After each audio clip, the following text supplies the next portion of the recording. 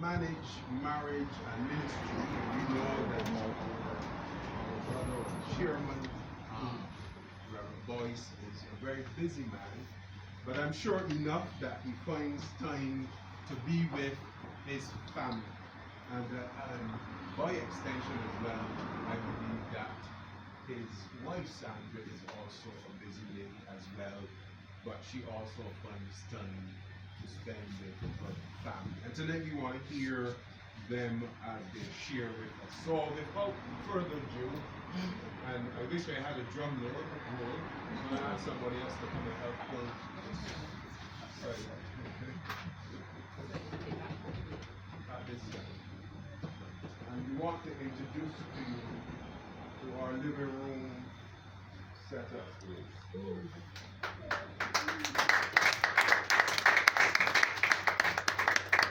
I'm going to ask the panel tonight to come.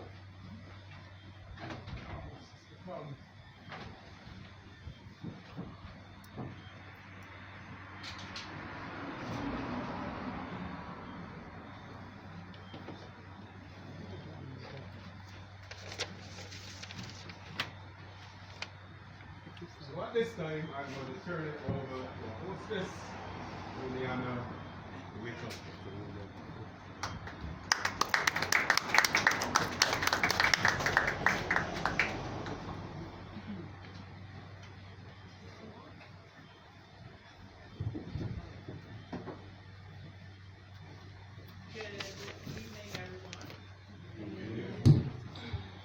Good evening, everyone. I want to welcome you this evening to the session. As you would have heard before, I am Juliana, and I am honored to have been asked to host this session. When I think of this lovely couple, I know for a fact that Reverend Lennox, he wears, I don't know if he actually wears physical hats, but he does wear a lot of hats. He is the chairman of the General Assembly. He is also pastor of one of our local churches. I know he is an educator, and he is involved in so many different areas. Our First Lady, Sister Sandra, is also very, very active and involved in ministry. So it is my pleasure tonight to sit with them and have a chat with them. And first of all, this is what I want to ask you. Let me ask you, how long have you been married? This is the first. Okay, Sandra's going to ask this. Generally, men have a problem remembering. I don't. I was going to let Pastor answer so you can see he doesn't have a problem remembering, but this July will be 25 years that we were together. But we would have been married. Okay, wonderful. 25 years. And you're also parents to two young people. I can't say teenagers because Jerome is now, he's now 20. When you first got married, did you think that you would be this involved in ministry?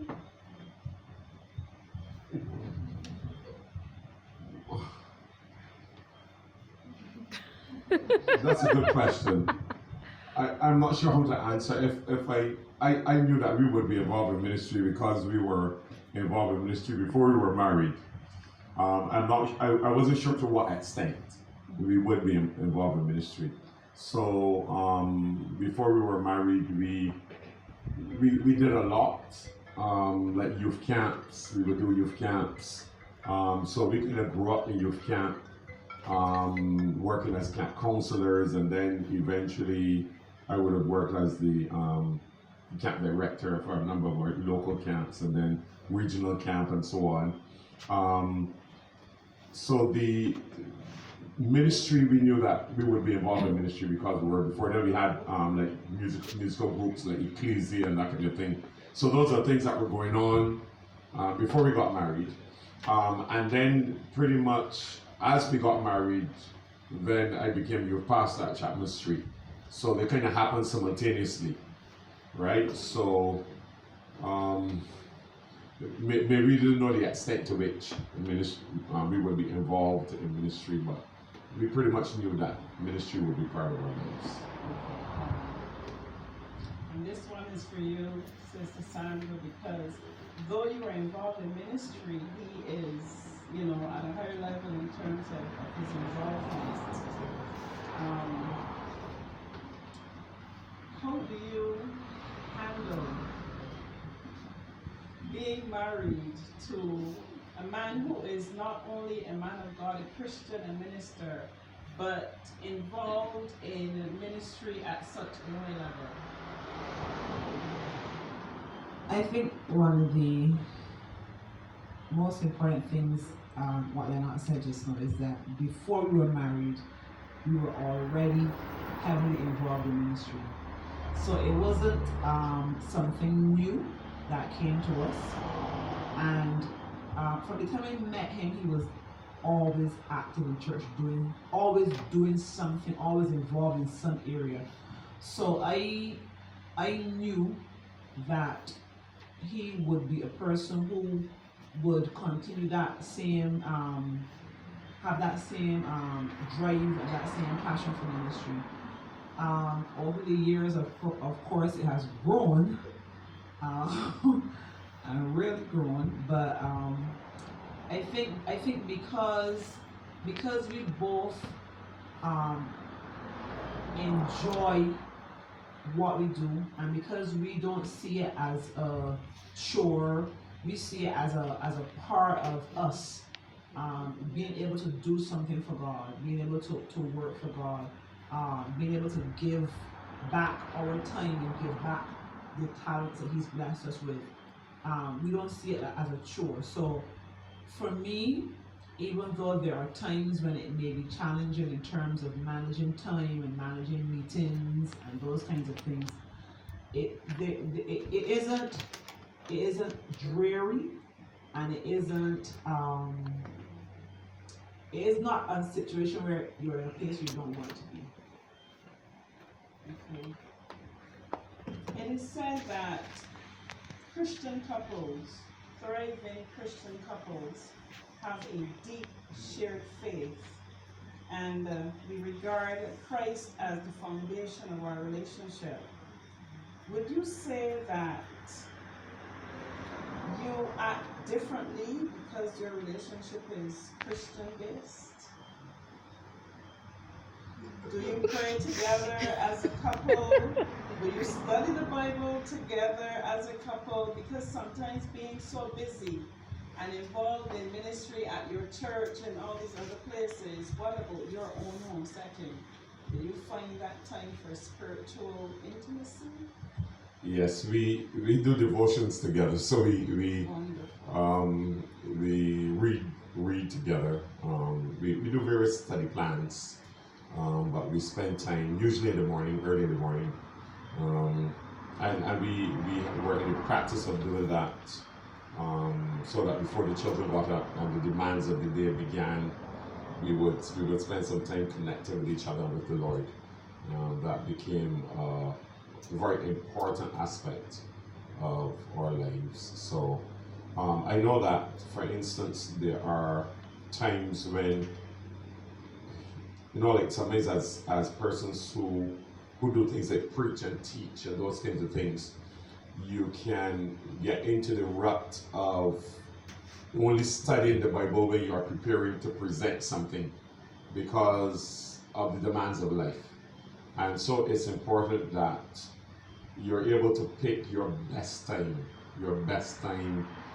for spending time with the Lord.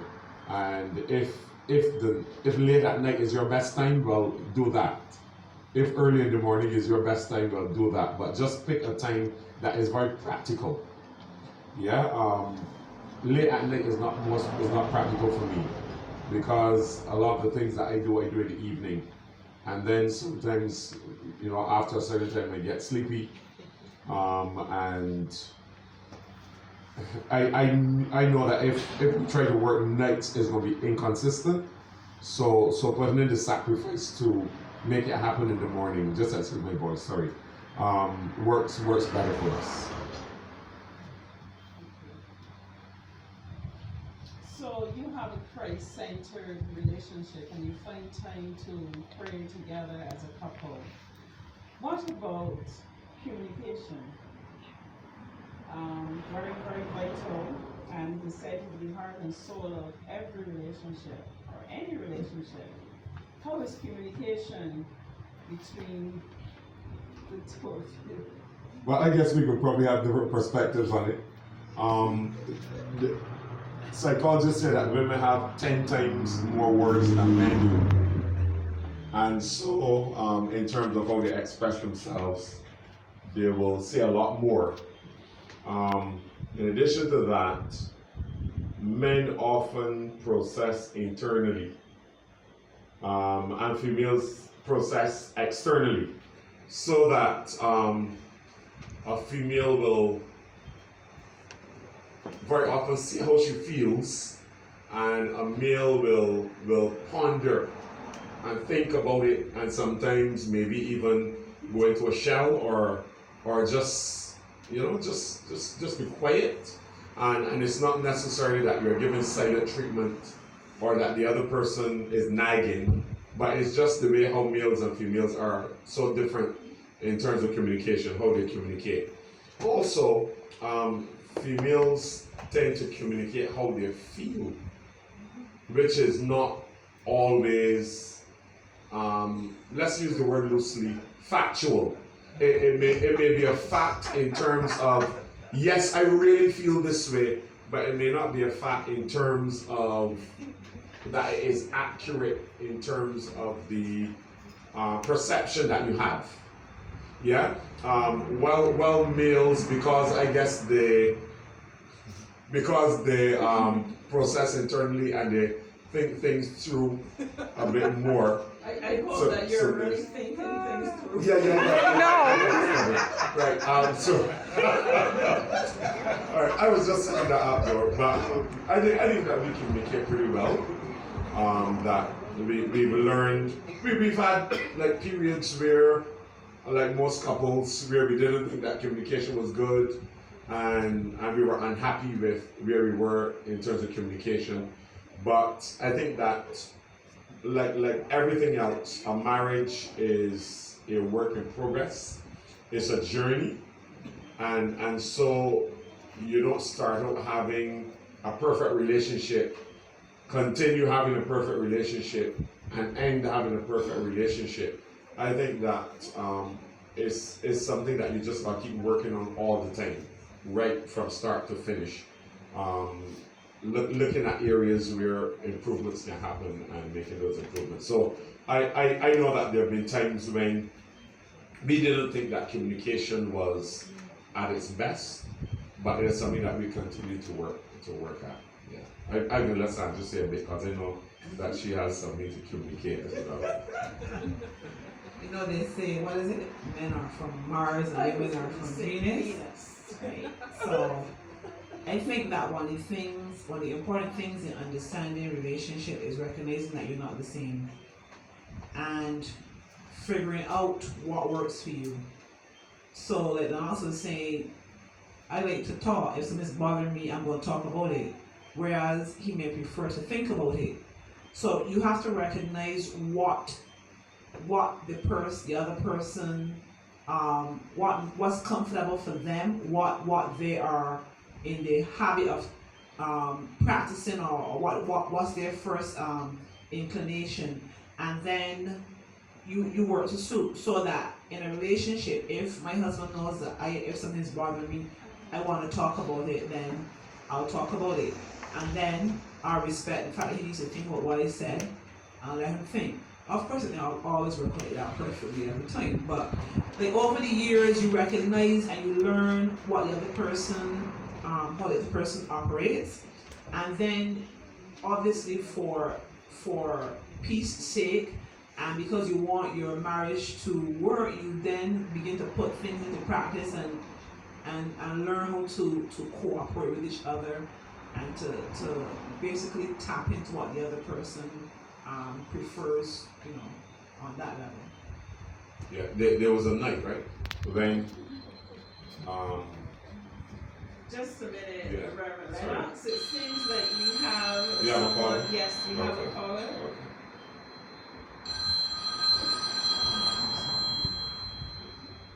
Hello. Hello, good night. Good night. Good evening to the panel. Good evening. I was watching the program and I'm quite enjoying what I'm hearing so far. But we hear a lot about ministry and working for God. What would you say ministry is, or how would you define ministry? Well, ministry to me is service. It is pretty much anything that you do for God. Ministry is not just something that happens on a platform. There is public ministry that is very visible to everybody. And then there is private ministry, which maybe only the recipient of the ministry and the person who is ministering and the Lord will see. And so ministry is so wide and so varied. And to kind of define it, I would say that it has to do with service. Whatever you're doing for the Lord is a type of ministry. And so it's important that when people are thinking of ministry, that they are not just thinking of what is on stage and very visible, seen by people, generates applause and that kind of thing, but that they see ministry in a much broader perspective and understand that ministry happens when we're at church, ministry happens when we're at home, ministry happens at our workplaces, it happens in our communities, depending on how God has gifted you, the kind of skills, heart or passion, abilities, personality, and experiences that you have, they will kind of lead you into where God wants to use you in ministry. Yes, so I would say ministry is that broad picture of what God's people do in terms of serving Him. I want to add, because sometimes like not the same. We think that ministry is something that only happens at church, but the way that you interact with your family, the way you deal with your family, that can be a form of ministry as well. Because the way you serve each other, the way you look after each other, the way you take care of each other, because a family is something that God expects you to deal with, to take care of. And if you don't do it well, then you have to ask yourself, am I serving these persons in the way that God wants me to serve them? A wife's ministry is to her husband. And if I can come to church and do all these things, and then yet still when I'm at home, I am the most unreasonable or disagreeable person, then I have to ask myself, am I ministering to my husband in that way? So like serving, I would say that ministry is about serving, whether it's your church or your family. How you serve is very important. Thank you, caller. Thank you very much. You're welcome. Thank you so much for calling, and I just want to let you know that we're also accepting any comments, any questions from our studio audience. Yes. Oh, you wanted me to finish my story? Yeah, well, we were talking about communication, and I was saying to you that there was a night when, okay, there are what we call daily conversations, and then there are what are called difficult conversations. So that if you have regular daily conversations, you can talk about all kinds of stuff, then it should make it a little bit easier to have a difficult conversation. Yeah? So there was a night we had a difficult conversation about something, and I knew Sandra wanted to talk about it, and so I really didn't want to, but I said, well, if Sandra's going to be contented and happy and will sleep peacefully, then I need to listen, right? This was obviously quite a while ago, because I listen better now. But we had the conversation. I listened for a couple hours, you know, and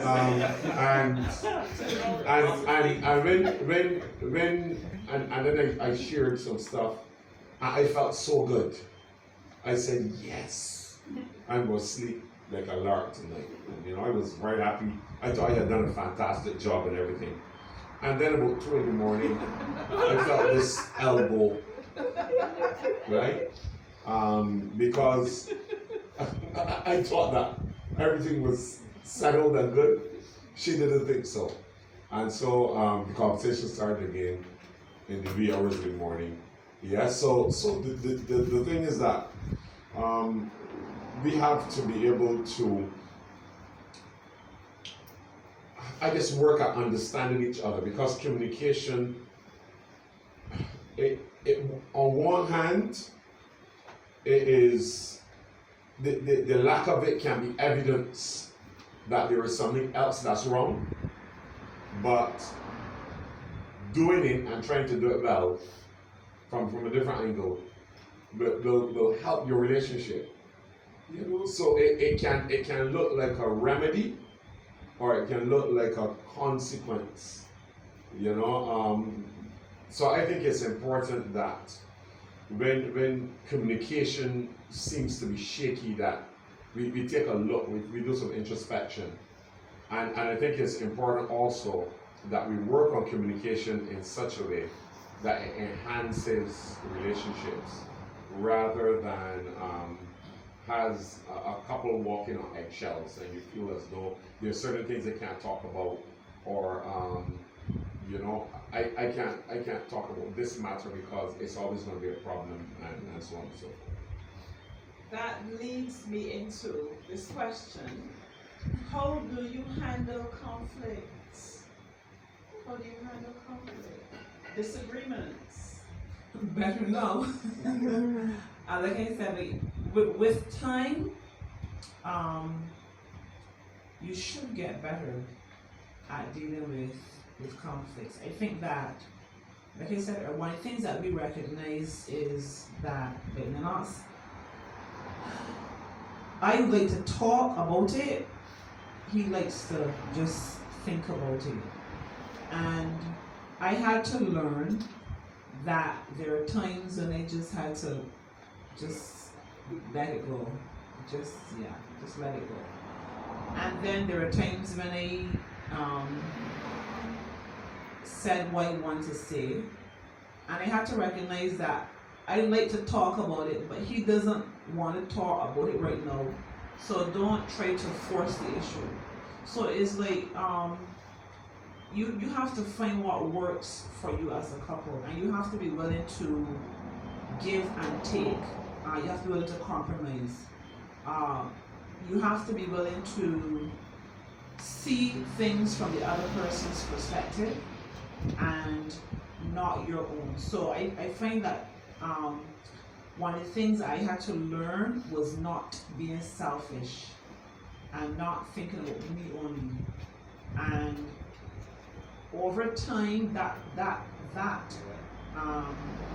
habit should develop, that you don't think only about what pleases you and what would make you feel good, but you also think about what the other person will make the other person feel good as well. So over time, that process should develop. So if I'm thinking about what makes him feel better, and he's thinking about what makes me feel better, then we have a pretty good chance of dealing with situations as they come up. Have you ever had a conflict that led to a deeper intimacy in your relationship?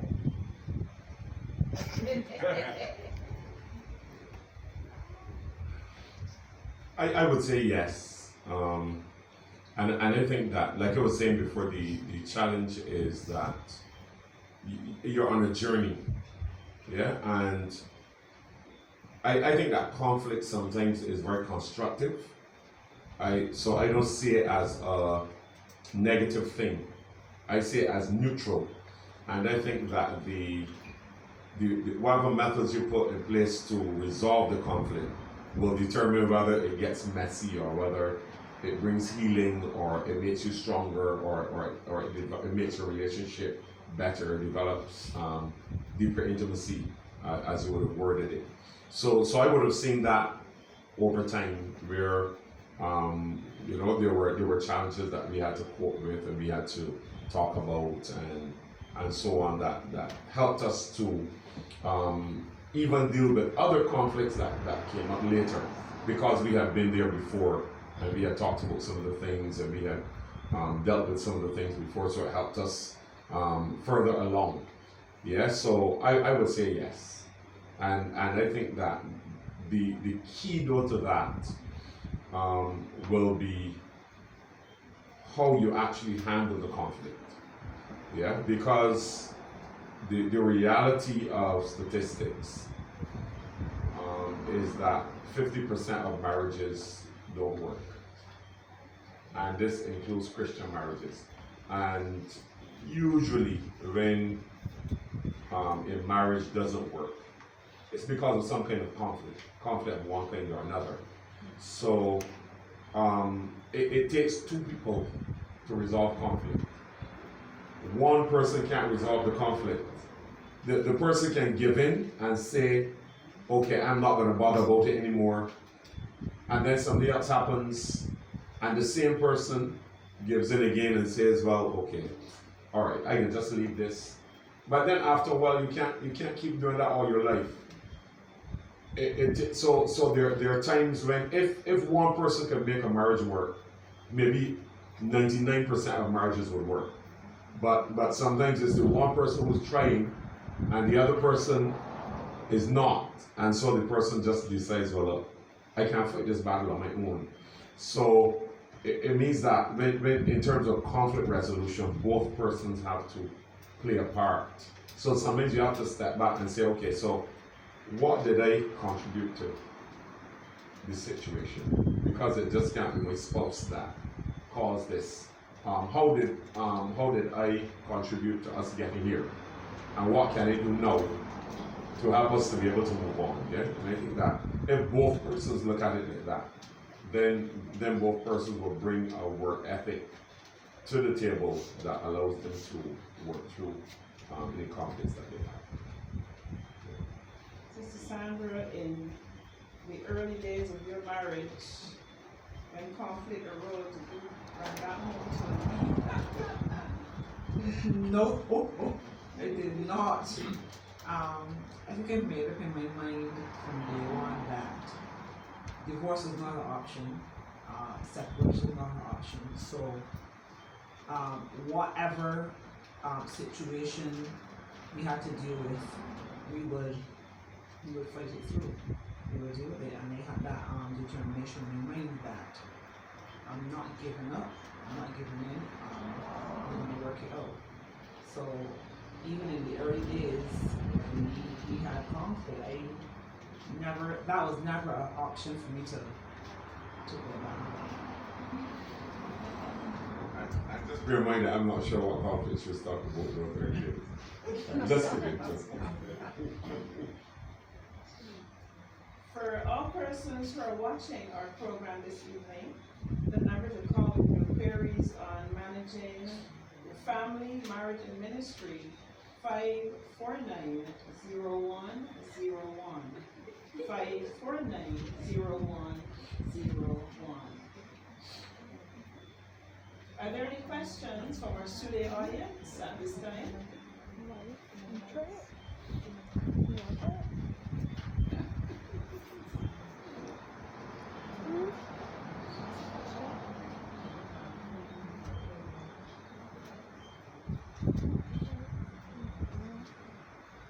Well, until we get a question, I would just like to say that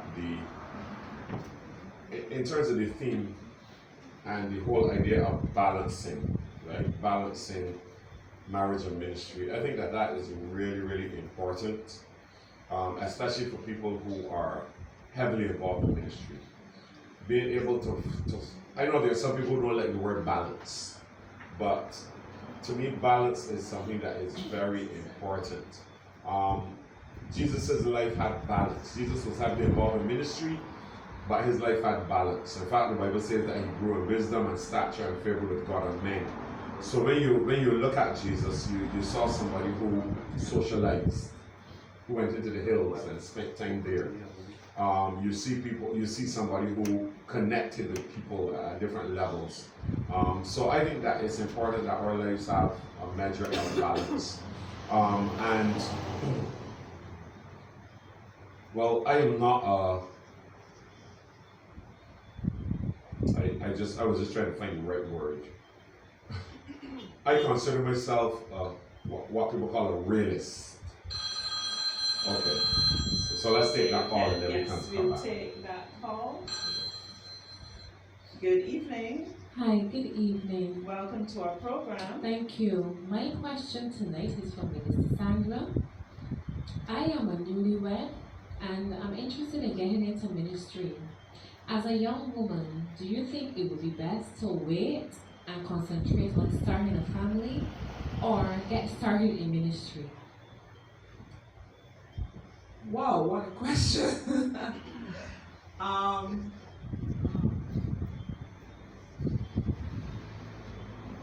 You're asking of whether you should start to have your family or whether you should get involved in ministry. So I'm assuming that the caller is not involved in ministry right now at all. No, I am not right now, but I'm thinking about it. I'm thinking of how to respond to that.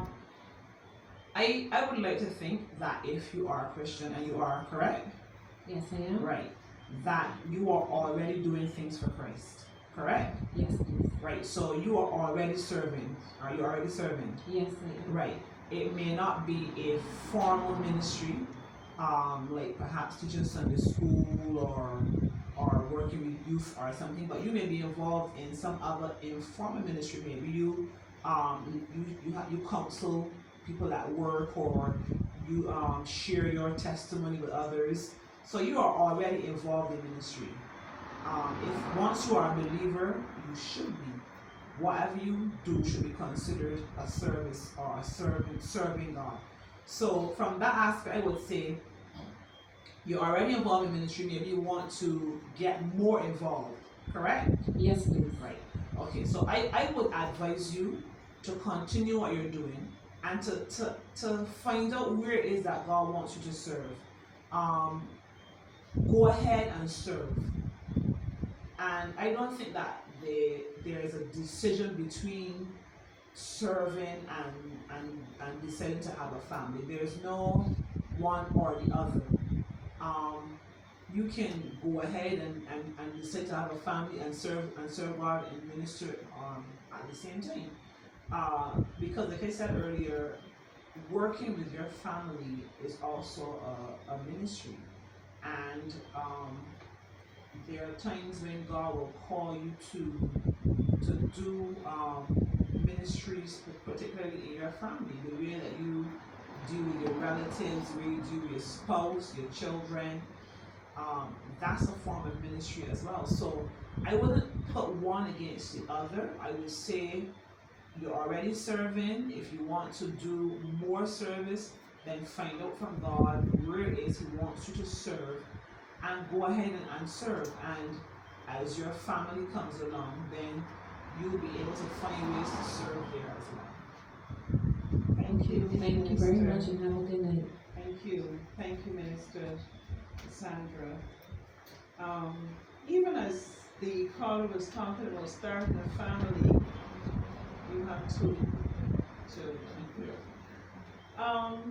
Tell us, how has it been balancing the ministry and dealing with your family? Yeah, well, it has been challenging, but because the thing about ministry is that we did ministry together for all the time that we were together. So we were actually doing ministry together before we were married with music and stuff like that. So when we got married, we did ministry together. So very often, when I was engaged in, well, not everything, but some activities, Sandra was also engaged in some of those activities.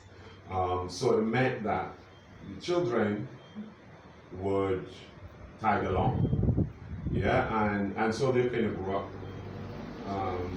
with that. I remember having them both at different, obviously in different years at camp as babies, because we were involved in youth camp in the summer, and they when they were babies, and they would be there, and they would be in the playpen, and children would be running all around doing all kinds of things, right? Because it was just the reality of what we had.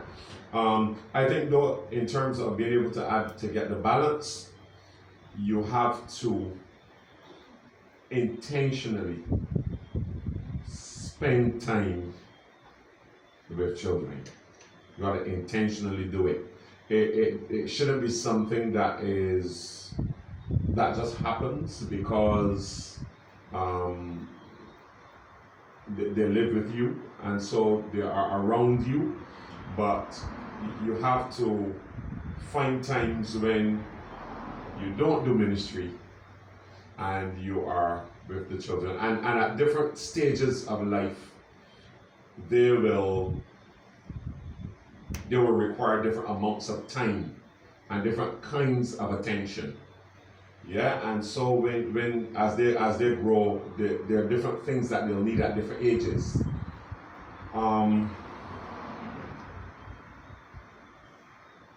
When we were practicing choirs and stuff like that, there will be somewhere doing something. Actually, just recently, I was chatting with Jalea, who was here tonight, and I was saying to her, but you know that you were coming to the office with me on evenings, because when we go to when I leave school and I go to the General Assembly office to do another set of work, sometimes I'll pick her up and she'll go with me.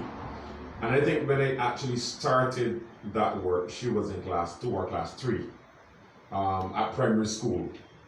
And she would go to the office and she would go to the desk that I should be sitting at, and she would rearrange it, and she would pretend that it was her office and she was doing things and she was taking calls and she was doing all that. Now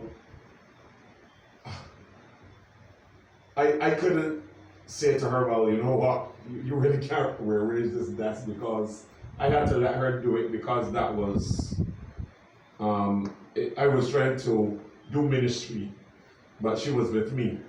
So having some time to play was important to her at that age. She doesn't do it anymore. She does other things now. But the thing is that we were there together, and I was working, she was playing, right? But if I had come there and I had said, well, you can't touch this, you can't touch that, you can't touch this, you just got to sit in a corner, then that would be a more burdensome experience for her. All right, so I think that it's important that families do things. They eat together, sit at the table and have a meal together, and talk while you eat. Because with busy schedules, sometimes somebody is coming in at one time, somebody coming in at another time, somebody's working a shift and all that. I think it's important that families find times when they can have a meal together. If it's breakfast, if you can only do it on Sundays, well, make sure that you maximize that time. Yeah, so that you don't have a case where you don't ever sit together, right? Where somebody, the food is shared and they're gone, the plate is gone in the bedroom, the next person go in front of the television, but you gotta be able to find time where you can connect together. That's very important. Go for a drive somewhere with your family. And I think, like, help your children with their homework. Sit with them, sit on the floor with them, help them work through some things. Yes. That is easier said than. Well, I know, but I mean, at different ages, it becomes more complex, because there are things that I can't help them with homework now, unless there's something in my area. Yeah, and I know what teacher says goes and all those things. Those are the things. Okay. Yeah. Listening to you, you make it sound so easy. I know that it isn't. With the challenges of being a leader, because you're not just a lay member, a minister, you are a leader, a pastor. And the times for you to find the time to sit with your family will not be as easy as, for other persons. So let's get real here now. Have you ever had to really, really make a decision between something involving church, involving ministry, and your children? I think one of the things that will work for us, or that works for us, is that we pay tithing. So when Lennox has meetings or he has to be at a place at a particular time, then I would deal with the children, and vice versa. If I have to be in a particular place at a particular time, then he would deal with the children. And like you said, our children were always with us. Everywhere we went, everything, every time the church door was open, everywhere we went, they went with us. So they became a part of the ministry. And I remember them doing homework at church. Like even now, Julia's doing homework, is down there doing homework. And I remember when Jerome was doing common entrance, and I remember Wednesday night we went to church, and Jerome was the only child at church that Wednesday night. And I watched him, and honestly, my heart was breaking. And I said, God, we are doing this for you. And you see this child here, you have to honor him. When he takes his exam, you have to honor him. And whatever his desire is, where he wants to go, you gotta help him to get there, because he didn't ask for this life. We brought him into it, and that was my prayer that night. And I have watched God honor him and help him to achieve. Okay, Minister Sandra, we're going to get back to you. We have a caller coming in. Good evening. Hello, good night. Good night. Welcome Are you on to the here? program. Yes, This, you are this, on look. here. Are you on here, lady? Yeah. Yes, you are, sir. Oh, thank you. Yes. I was there listening to you calling program there, so on. I want to ask a question. Yes, go ahead. How are both of you different? How have your differences shaped and impact your relationship? Whether for better or for worse? Well, that's a question. That's a good question. Answer. That's a good question. Yes, thank you, thank you. Yeah, it's a very good question. People say that opposites attract, but similarities keep you together. Because you can't have all differences. But usually people who are together, if you examine them, you will see that they are very different. Yeah, and I knew from the outset that we were different in a lot of aspects. I can maybe give you a few examples. Well, Sandra grew up in a fairly affluent family, and I grew up in a very poor family. That was not the most important one though. But what that did, right? And I'll just make this quick because she's not gonna want me to dwell on it much. What that did was that it kind of shaped her financial habits one way and shaped mine another way. All right. So I remember sometime we were actually joking around about it, and I said to her, you know that if we both had your spending habits, we would have a lot of things, but we would be poor, right? And if we both had mine, we wouldn't have a lot of things, but we would be rich. You know, because we have completely different spending habits. So if we go shopping,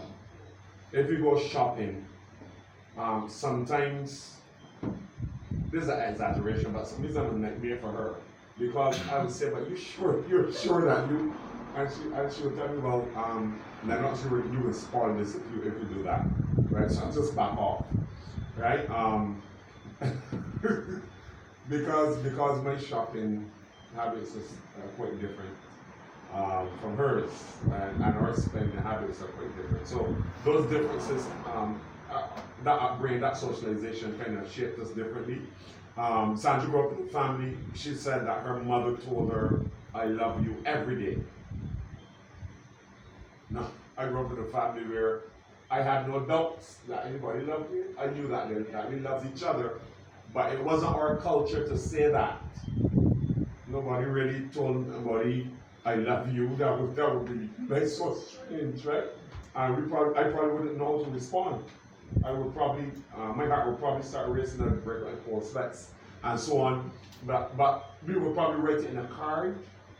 You know, at Christmas, you will put in the card, "I love you," and that kind of thing. But it wasn't the that you do every day. So then we got together, and she expected that from me. And so like my thing was, I would do things. I would always be doing something nice and that kind of thing. And I remember sometime I did, I can't remember what it was that I did, but something that I thought was really nice. And Sandra said to me, so you don't love me? But I thought that it was obvious. And she said to me, "But you didn't say it."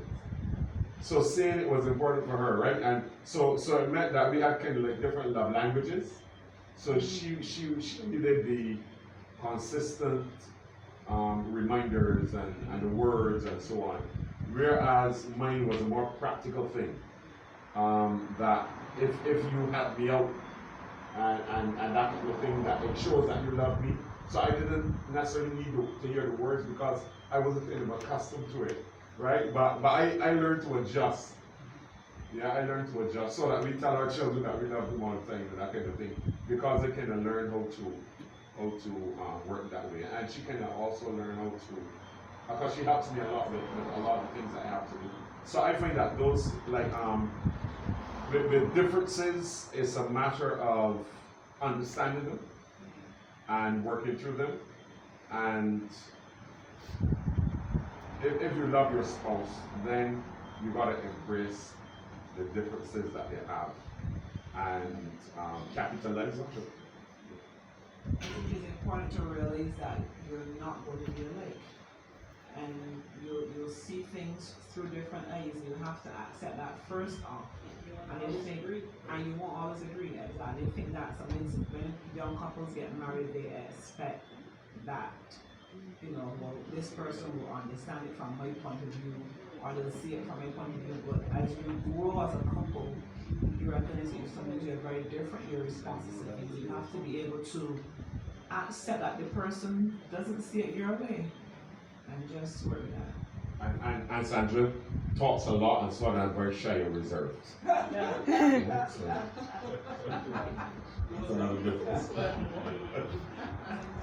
Yeah, and the same prayer that she was talking about earlier that we prayed for Jerome, we prayed the same prayer for our daughter. Yeah, because we know like the demands, and I see it especially in the evening, because she finishes school early. So when I finish school and I pick her up, Sandra's still working, then she has to spend the time with me. And very often I'm at the office, and sometimes they have meetings, they have different things that are going on, and so on. So they I guess from time to time I'll quiz them about how they feel. Yes, we have a call. Another call. Good evening. Hello, good night. Welcome to our program, Managing Marriage and Ministry. Hi, thank you. I'm 19 years. I'm not married, but I do have a boyfriend, and I'm involved in ministry at my church. However, there are a lot of distractions out there. And yes, I pray, I read the Bible, but I just wanted to know what advice you would have for me, because it's kind of hard to focus on things. Okay, that's a good question. What I would say is, first of all, I hope that your boyfriend is also a Christian. And she said she's not married, but she has a boyfriend. Yes, please. You have a boyfriend. I do. Okay, right. Yeah, I think I heard it right.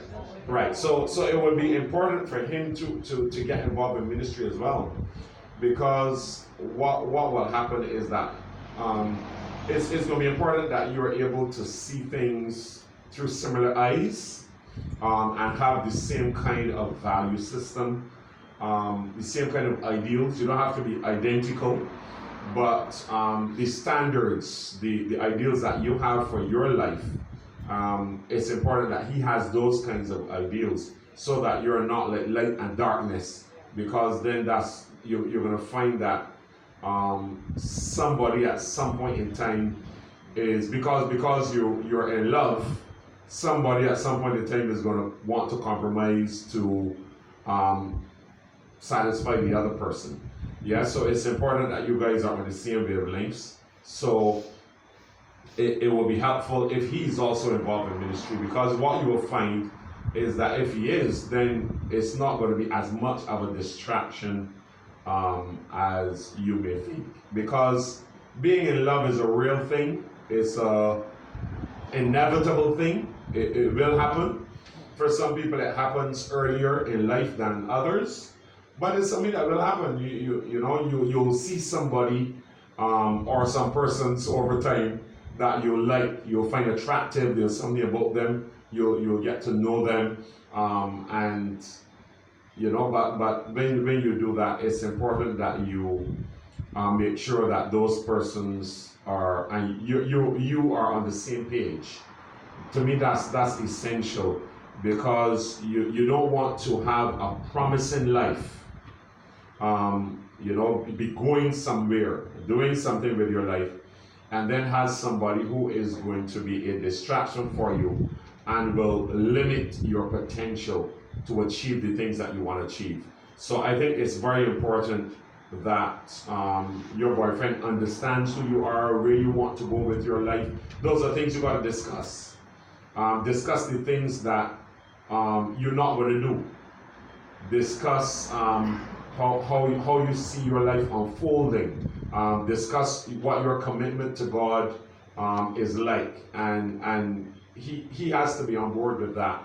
Otherwise, you might end up with a train wreck. And may I add as well that if you are a Christian, then you should be dating a Christian.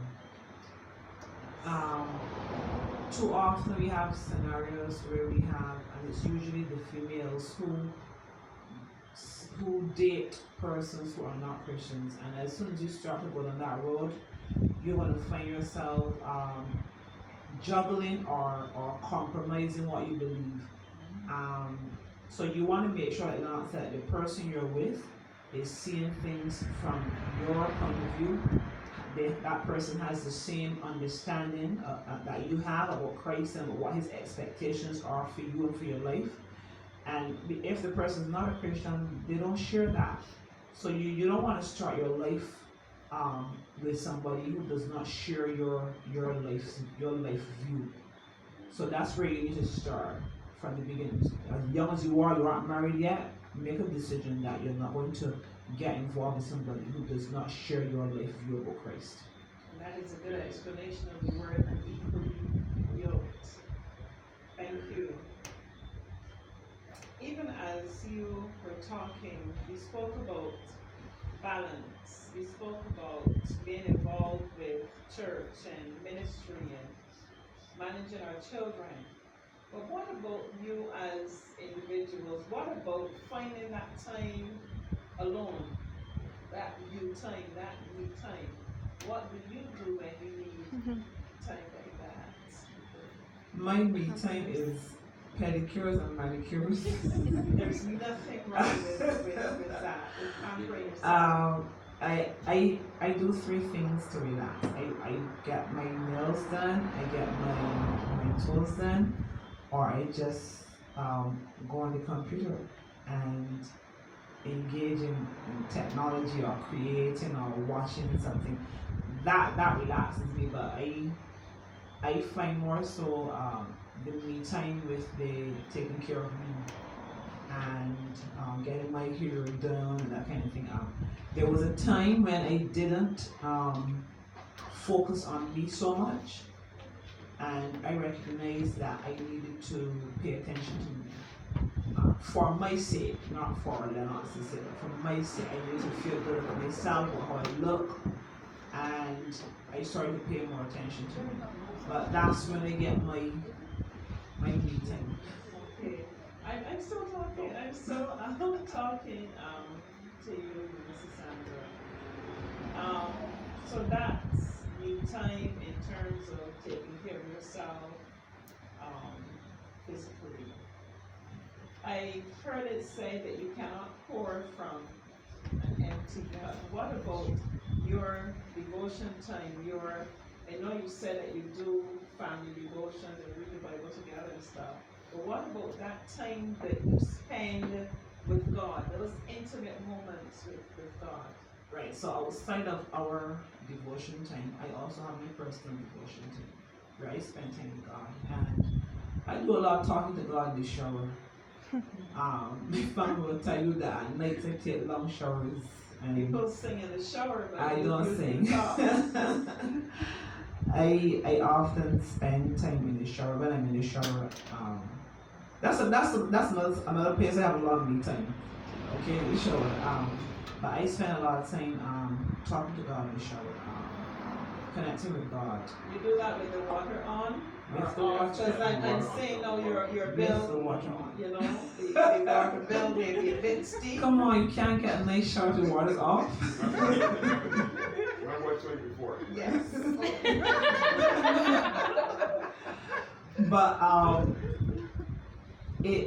and I guess my like, because sometimes when you grow up in church, you have to be careful that you don't have this pitfall where you think that because you've grown up in church, you are there, and you get comfortable, and sometimes God sends things your way to shake you up and to make you aware that you need to get deeper personally.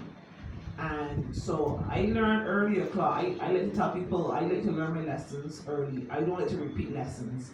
So when a situation happens and I say to God, well, what am I to learn from this? I tell myself, learn this lesson and move on, because I don't want to go this way again. So I learned pretty early on about spending time praying. And to me, prayer is an essential and important part of my personal life and of our marriage. And spending time with God personally, praying to God, and it doesn't always in fact I don't think I go on my knees that often when I'm praying to God, but I talk to God continually during the day. So I try to connect with God when situations happen, rather than responding.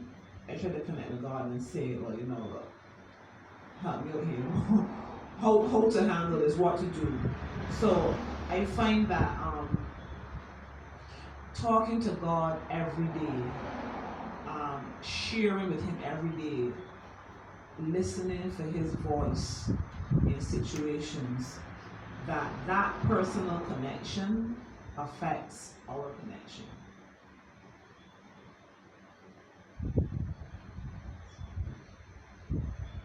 Tell me the question again. Okay. Yeah, well, I do pretty much some of the same. I don't do the manicures and pedicures, nor the long showers, because, yeah, I guess I'm concerned with the water bill and stuff, and it's just my But I'm issues. sure that you have, Yeah, I appreciate her, doing her stuff, but I don't do that. But in terms of me, I don't have like set times, but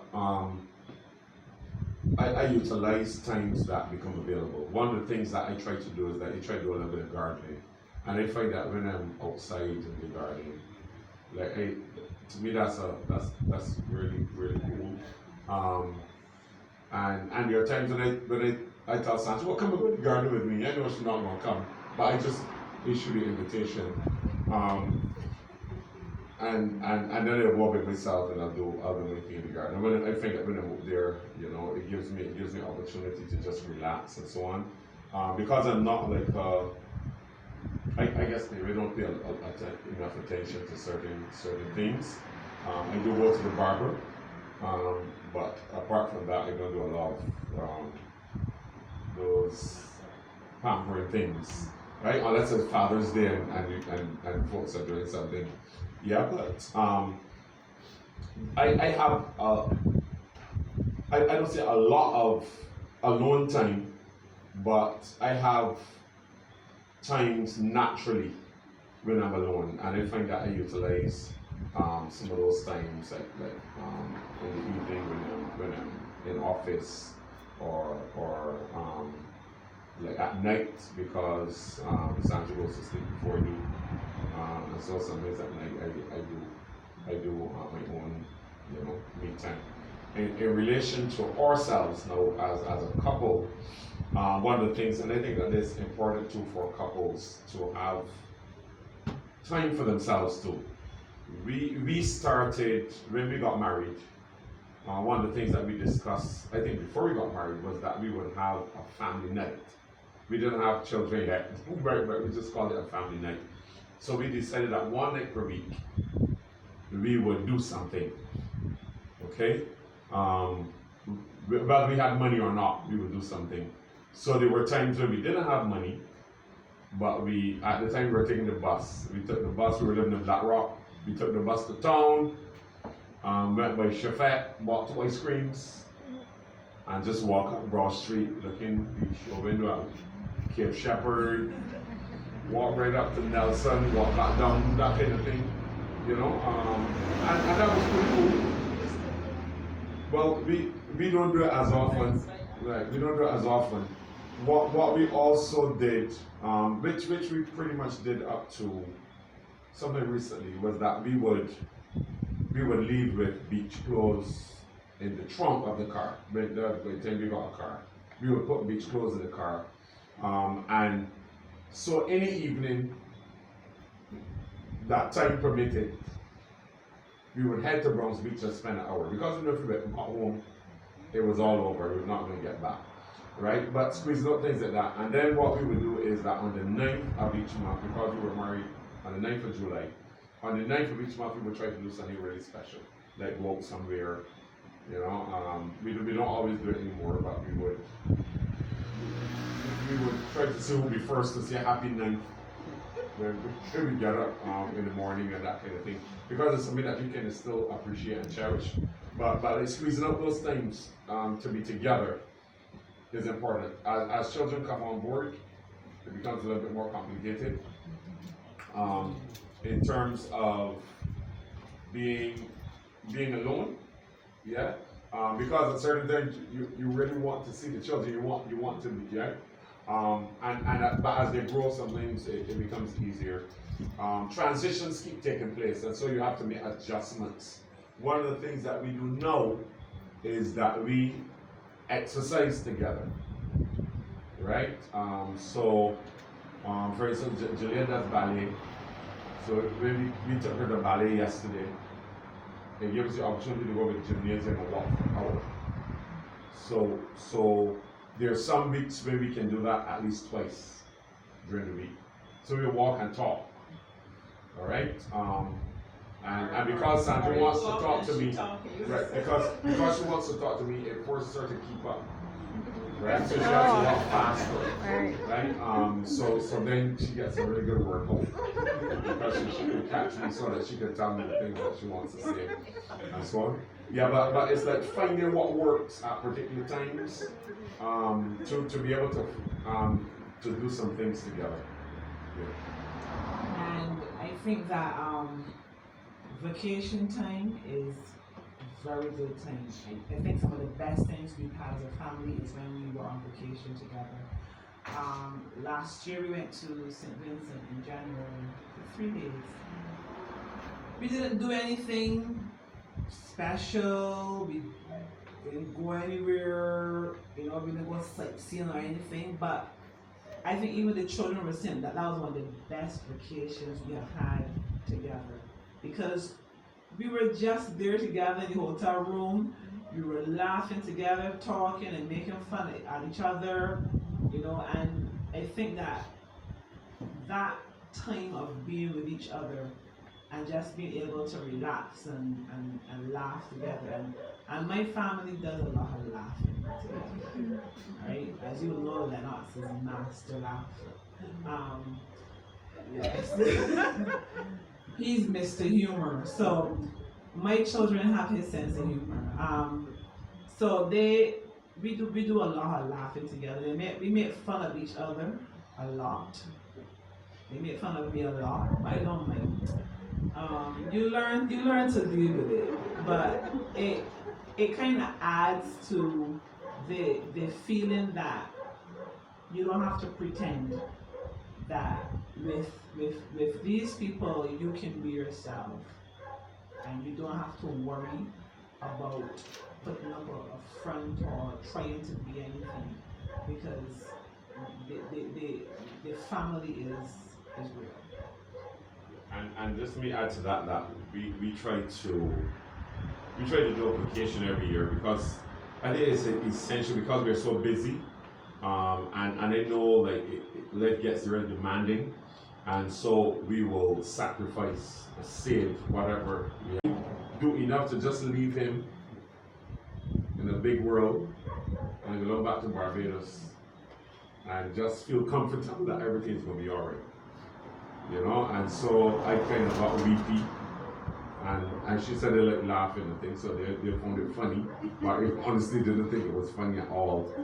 It was just one of those things where we're just like that moment where you just start asking yourself all these questions.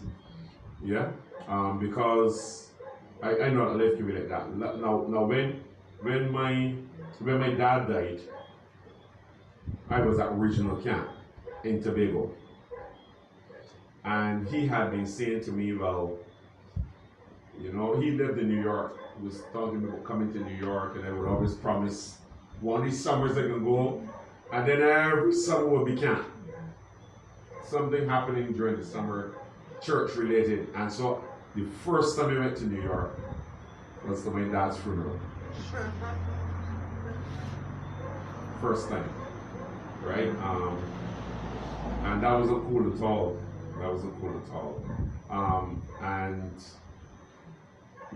I said, it kind of taught me a lesson, I said to myself, well, I gotta make sure that I spend enough time with these children that their memories, their lasting memories, things that they have things about our times together that they can remember and smile about, that kind of legacy that will live on. I think too, one of the things that when you were asking us about balancing time, I think too that one of the things that's important is having people in your life who you can depend on. And God has placed some people in our lives that I can only say, you connect with your partner, that you connect with God, and that you both connect with God. Yeah, and I just want to add to that to me, life is about purpose, and it's important that you connect with God in such a way that you understand what your purpose is. And if your purpose, your ministry purpose, makes life demanding, know that God gives you the grace to deal with it, because that's essential. Knowing your purpose means that you understand the calling that's on your life. It doesn't make sense doing something that you're not called to do, because you're going to be frustrated and tired and miserable and unsettled in doing it. But if you know this is what God wants you to do, this is your ministry, then God is not going to call you without equipping you and giving you the grace that you need to deal with it. So I would say to people who are married and doing family, don't be afraid to do ministry. If God is calling you, He will provide you with whatever you need to be able to do that. ministry also effectively. And if you were to ask me, I knew you didn't ask, but if you were to ask me if I would prefer to fail as a pastor or as a father, I would say to you, I would rather fail as a pastor than as a father. I would rather fail as a pastor than as a husband, right? Because I think that unless I can father my children well, unless I can be a good husband, then it's going to leave me some question marks as it relates to the kind of ministry that I will do among people who are outside of my immediate. So I think that it's important for me to do this well first. Yeah, it's important for me to do this well. And this is from the point of view of being a pastor. Okay? And so I will, and it's just a personal thing. There's not theology or anything in that, right? I'm just saying that this is how I feel about it. Me, Lennox, this is how I feel. All right, so I think that being able to balance both is important, and one shouldn't cause the other to suffer. Yes, so I shouldn't do ministry to the point where my family suffers in the process, and vice versa. Yeah, because I think that if God has placed me in a family, then He expects me to do well there. And if He's placed me in ministry, then He expects me to do well there as well. And so it shouldn't be one as opposed to the other, but that I should be able to balance my life in such a way that both are done well. And from time to time, step back, look at it, and ask myself some questions. Am I doing well here? Am I doing well here? What do I need to adjust to ensure that I am effective in doing the things that I want to do? Yeah. Well said. Reverend Lennox and Lady Sandra, thank you so very much for sharing with us this evening, and I pray God will continue to bless both of you, your family, your marriage, and your ministry. This evening, you would have heard that discussion filled with some questions and some really, really interesting answers on managing marriage and ministry. I want to thank you for joining us this evening, as well as our callers. Thank you all for calling in, and do have a good night. God bless you. Please look forward to our next session next week. We'll be having Reverend Jefferson Allen and his wife joining with us next week as we continue our sessions on managing marriage and ministry. God bless you.